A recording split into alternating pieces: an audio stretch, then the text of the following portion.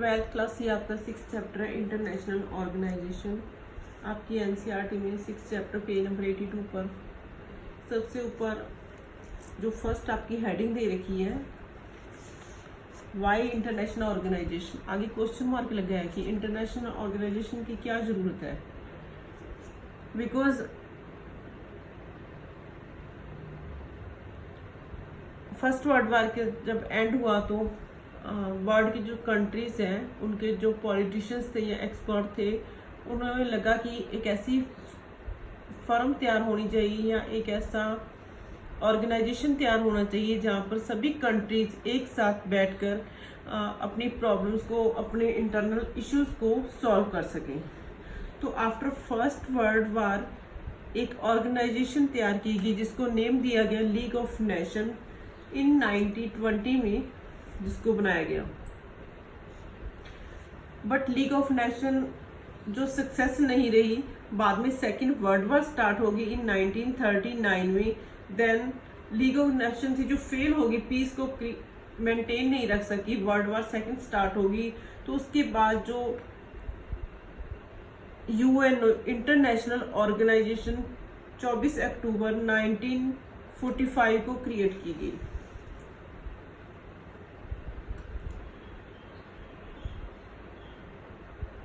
UNO का main M, अगर कहें कि मेन ऑब्जेक्टिव था, पीस को प्रमोट करना, जो कंट्रीज की आपस में सिविल वॉर चल रही है उनको खत्म करना, अनडिवेल्प्ड कंट्रीज को डेवलप करना एंड सिक्योरिटी को मेंटेन करना। तो इस एम को लेकर ये यूएनओ इंटरनेशनल जो ऑर्गेनाइजेशन है उसको क्रिएट किया गया था 24 अक्टूबर 1945 को। इसका हेड ऑफिस है जो वो न्यूयॉर्क में है। एंड उस समय जो यूएस के प्रेसिडेंट थे फ्रैंकलिन डी रूजवेल्ट, उन्होंने इसको ये नेम दिया था यूएनओ। एंड जब यूएनओ को स्टार्टिंग में 50 कंट्रीज ने ज्वाइन किया था, जो डॉक्यूमेंट्स था या चार्टर था उस पर 50 कंट्री ने साइन किए थे, और जो 51 नंबर पर इसमें ऐड हुआ था वो था पोलैंड। तो ये आपके इसका जो कहीं की ऑफिस है वो न्यूयॉर्क में है, और 17 एकड़ जमीन पर बेटे इसका जो ऑफिस है वो 17 एकड़ जमीन पर बना हुआ है, ठीक है। एंड इसकी फर्स्ट मीटिंग शायद 1952 में हेल्ड हुई थी। तो अगर इसके मेन ऑब्जेक्टिव मैंने या जो इसके मेन एम थे वो मैंने आपको बता चुकी कि पीस को प्रमोट करना, इंटरनेशनल लेवल पर जो प्रॉब्लम्स थी उनको सॉल्व करना, जो लीस्ट डेवलप्ड कंट्री थी उनको हेल्प प्रोवाइड करना, सिक्योरिटी को मेंटेन करना, सोशली एंड इकोनॉमिकली डेवलप्ड करना कंट्रीज को। ये इसके मेन जो एम थे। Why do we need organisation, हमें ऑर्गेनाइजेशन की आवश्यकता क्यों हुई, या कंट्रीज को या वर्ल्ड को। बिकॉज जो कंट्रीज थे वो उनकी अपनी बहुत सारी कॉन्फ्लिक्ट्स थी, इंटरनल थी या दूसरी कंट्रीज के साथ थी। तो उन कॉन्फ्लिक्ट्स को पीसफुली सॉल्यूशन फाइंड करने के लिए, उनको सॉल्व करने के लिए यूएनओ को क्रिएट किया गया था। इसके अलावा जो वर्ल्ड के आगे प्रॉब्लम्स थी जिनको वर्ल्ड फेस कर रहा था, जैसे कि ग्लोबल वार्मिंग हो गई, या टेररिज्म हो गया, या जो ग्रीन हाउसेज गैसेज जो बढ़ रही थी, जो हमारा एटमॉस्फेयर है चेंज हो रहा है, इन सभी इश्यूज को खत्म करने के लिए अगर सभी कंट्रीज एक साथ एक मंच पर आएंगे तो क्या है, इन सभी प्रॉब्लम्स को सॉल्व किया जा सकता है। अदरवाइज नहीं। अगर ग्रीन हाउसेज गैसेज है, अगर उस पर सभी कंट्रीज एक साथ मिलकर काम करेंगे तो इस प्रॉब्लम को सॉर्ट आउट किया जा सकता है। जैसे कि अभी जो कोविड-19 है, अगर इसकी वैक्सीन तैयार करनी है तो क्या है, सभी कंट्रीज अगर ट्राई करेंगे तो इसको सॉल्व किया जा सकता है, इसकी वैक्सीन तैयार की जा सकती है। तो इसलिए यूएनओ को इस्टेब्लिश किया गया ताकि सभी कंट्रीज एक साथ मिलकर इन प्रॉब्लम को सॉल्व कर सकें। अगर आपसे क्वेश्चन पुट किया जा सकता है, when was UNO established in 24 अक्टूबर 1945। इसके जो मेन ऑब्जेक्टिव क्या क्या थी एंड इसका मेन एम क्या था, पीस को प्रमोट करना, इंटरनेशनल प्रॉब्लम को सॉल्व करना, स्मॉल कंट्रीज को डिवेल्प करना, सिक्योरिटी को मेंटेन करना। और इसके अलावा जो अनदर इश्यूज थे वो कौन कौन से थे जिनको यूएनओ सॉल्व कर सकता था। ग्लोबल वार्मिंग को सॉल्व कर सकता है, टेररिज्म को सॉल्व कर सकता है, जो पॉल्यूशन बढ़ रहा है उसको खत्म करने के लिए आगे बढ़ सकता है। एंड जो यूएस है या उसकी पावर जो बहुत ज़्यादा बढ़ रही है उसको कंट्रोल करने के लिए भी यूएनओ क्या है कुछ कदम उठा सकता है। तो ये सभी इश्यूज पर काम कर सकता है यूएनओ। इसको आपकी बुक के अकॉर्डिंग 2011 में इसके 193 मेंबर्स थे। UN general assembly, UN security council, ये इसके 6 जो आगे ऑर्गन्स दे रखे हैं। आपकी बुक में एक चार्ट दे रखा है पेज नंबर 85 पर, तो वहाँ पर ये सारे ऑर्गन्स दे रखे हैं, ये ब्लू बॉक्स दे रखे हैं। इसमें security council, general assembly, economic and social council, international court of justice, secretariat and ट्रस्टशिप council, ये इसकी ऑर्गन्स हैं। अगर बात करें हम इसकी तो जैसे कि जनरल असेंबली अगर दे रखे है तो जनरल असेंबली क्या है, जो सभी यूएनओ के जो सभी मेंबर्स हैं वो जनरल असेंबली के मेंबर्स हैं और सभी के पास एक वोट का राइट है। और जनरल असेंबली का जो मेन टास्क है, मेन एम है, पीस को प्रमोट करना है, सिक्योरिटी को, ह्यूमन राइट्स को सेव करना है। इसकी रिस्पॉन्सिबिलिटी है ये जनरल असेंबली की। और जो जनरल असेंबली है उसके पास राइट होता है कि जो 10 टेम्परेरी मेंबर्स हैं उनको सिलेक्ट कर सकें। अगर सिक्योरिटी काउंसिल की बात करें हम तो सिक्योरिटी काउंसिल जो है यूएनओ का मोस्ट इम्पोर्टेंट ऑर्गन है। अगर हम इसको एग्जीक्यूटिव भी कह सकते हैं, जैसे कि प्राइम मिनिस्टर, प्रेसिडेंट को अगर हेल्प करने के लिए एग्जीक्यूटिव ऑफिसर्स होते हैं उनके साथ, वैसे ही अगर इसको भी एग्जीक्यूटिव भी कह सकते हैं हम। तो इसमें 5 permanent member USA, Britain, France and China होते हैं और 10 टेम्परेरी मेंबर होते हैं। और सिक्योरिटी को मेंटेन करना इसका जो सिक्योरिटी काउंसिल का मेन टास्क होता है। Next, economic and social council की बात करें तो इसमें 54 मेंबर्स होते हैं और सभी मेंबर्स इलेक्टेड किए जाते हैं बाय जनरल असेंबली के द्वारा। एंड इसका जो पीरियड होता है, मेंबरशिप का पीरियड, वो 3 इयर्स का होता है। और इसका मेन टास्क होता है सोशल, कल्चर या एजुकेशन या हेल्थ मैटर्स को लेकर प्लान बनाना, इंटरनेशनल लेवल पर प्लान बनाना, कॉन्फ्रेंसेस करना, ये इसका मेन एम होता है। नेक्स्ट, अगर ट्रस्टशिप काउंसिल की बात करें तो ट्रस्टशिप काउंसिल में इसकी ड्यूटी होती है कि जो दूसरे छोटे कंट्रीज हैं या लीस्ट डेवलप्ड कंट्रीज हैं उनको इतना कैपेबल बना दे कि वो अपने कंट्रीज को अपने आप वो गवर्न कर सके। सेक्रेटरीट की बात करें तो इसमें जो ऑफिसर्स होते हैं, जो इसके ऑफिसर्स होते हैं या जनरल असेंबली का जो जनरल सेक्रेटरी होता है उसको सिलेक्ट किया जाता है। एंड उसका जो जनरल सेक्रेटरी होता है उसका जो वर्क पीरियड होता है वो 5 इयर्स का होता है। आपकी बुक के अकॉर्डिंग जो 2017 में इसके जनरल सेक्रेटरी हैं वो एंटोनियो गुटेरेस है।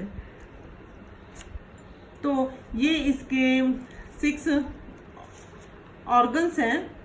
तो आपके ये ब्लू बॉक्सेस में दे रखे हैं, जो मैंने इस पॉइंट्स आपको अभी बोले हैं तो वो सभी इसके नीचे लिखे हुए हैं। अगर आप इसको एक बार थोड़ा सा भी ध्यान से रीड करोगे तो आपको ये 6 ऑर्गन्स समझ आ जाएंगे। और इसमें शॉर्ट क्वेश्चन ही आता है, लॉन्ग क्वेश्चन कम ही आते हैं इस चैप्टर में से। ज़्यादातर इस चैप्टर में से शॉर्ट क्वेश्चन बहुत ज़्यादा है।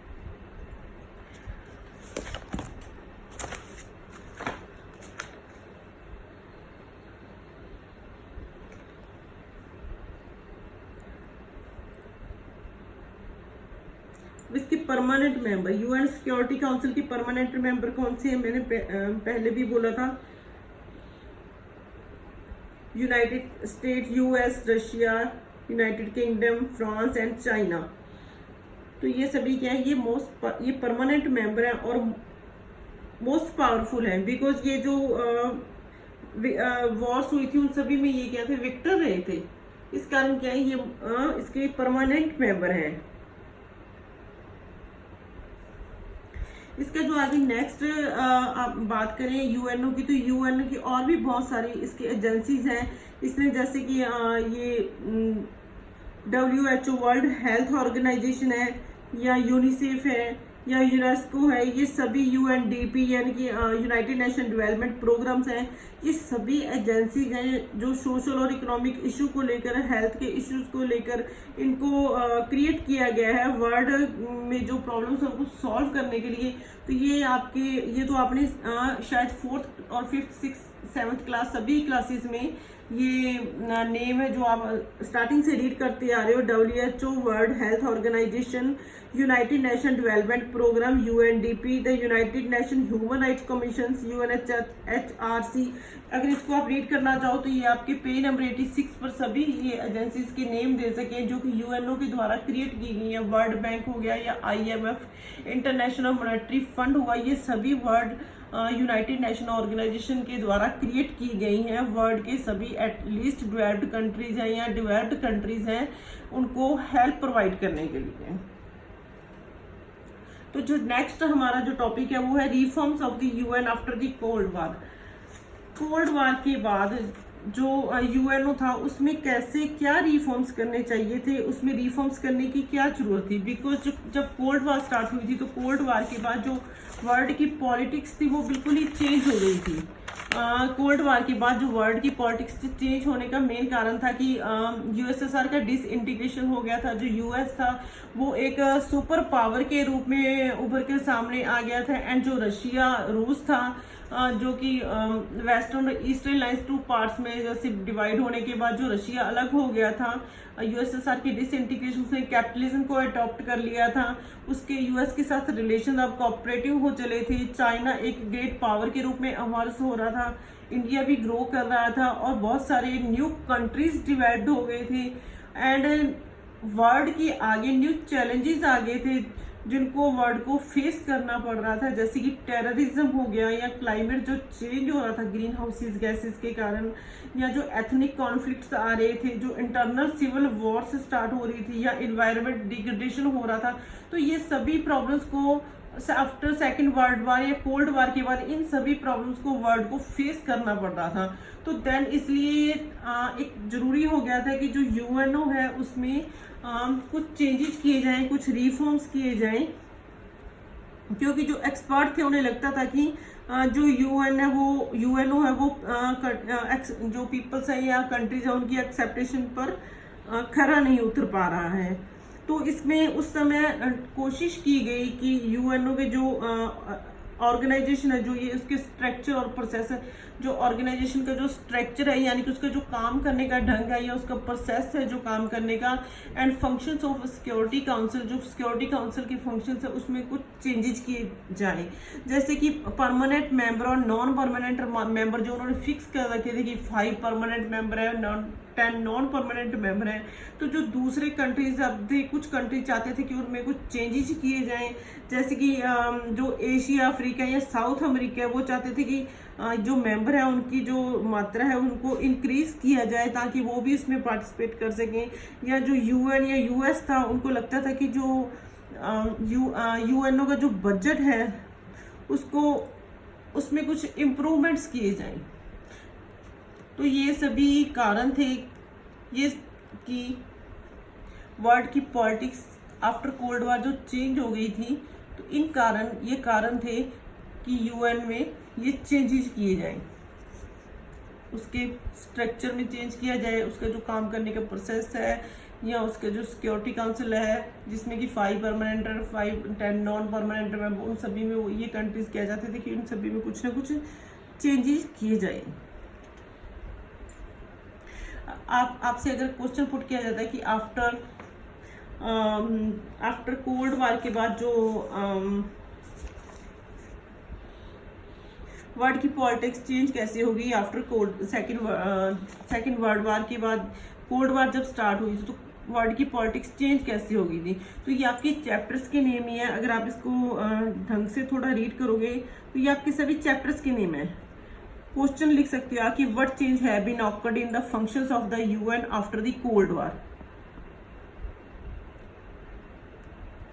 USSR कोलैप्स हो गया था, US सुपर पावर के रूप में इमर्ज होगा था, आपका 3rd चैप्टर है जो उसके बाद रशिया यूएस के रिलेशन कॉपरेट हो गए थे, चाइना एमर्ज हो गया था, जो अल्टरनेट वाला आपका चैप्टर है, चाइना एमर्ज हो गया था एक सुपर पावर के रूप में, इंडिया भी ग्रोइंग कर रहा था, मैनी न्यू कंट्रीज ज्वाइन कर रहे थे एंड न्यू चैलेंजेस आ रहे थे वर्ल्ड। तो जो नेक्स्ट है reforms of structure of process, इसके स्ट्रक्चर में रिफॉर्म करने के क्या प्रोसेस था, यूएन के जो स्ट्रक्चर था उसको उसमें रिफॉर्म लाने के लिए क्या प्रोसेस या क्या क्राइटेरिया सजेस्ट किया गया, तो उसकी बात करेंगे कि जो एक्सपर्ट्स थे उन्हें लग रहा था कि यूएन में कुछ चेंजेस किए जाने चाहिए थे। देन इन 1992 में जो यूएन की जनरल असेंबली थे उसमें उन्होंने वहां पर कुछ उसको चेंजेस करने का जो कोशिश किया गया, उसमें फर्स्ट था कि जो उसमें सुधार करने चाहिए थे